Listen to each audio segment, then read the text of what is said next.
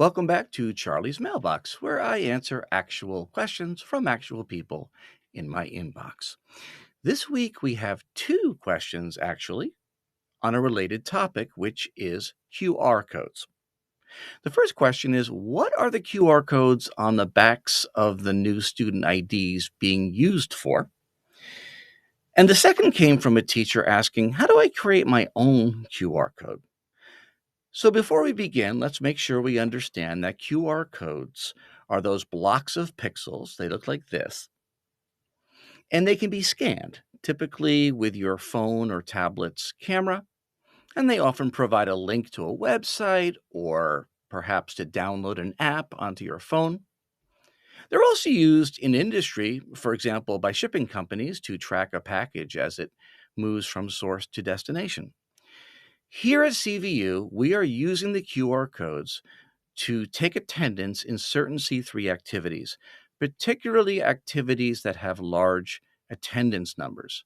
We now have iPads with an app called School Pass that allows students to scan their QR codes to mark themselves present, saving the adult facilitators from having to take attendance on such a large scale.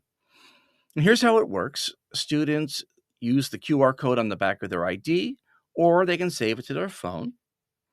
Either way, once the app is running, they just hold it over the iPad camera to check in.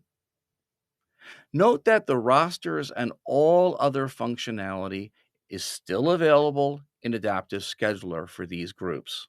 This is purely for taking attendance. Now, if you think this would be appropriate for a C3 activity that you lead and you would like to try it out, please let us know at the cvuc3@cvsdvt.org email address. Now, for the second question, how do I create my own QR code?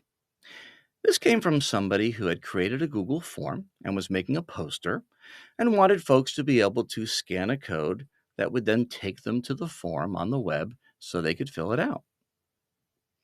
In Chrome, it's as easy as loading whatever the web page is, Google Form, Google Doc, some website, whatever it is, double-clicking in the address bar. By the way, Google calls this the Omni box, and looking for the QR icon. Click it, and it will generate a QR code that you then simply copy and paste into your document, poster, whatever. Hope that helps, and keep those questions coming.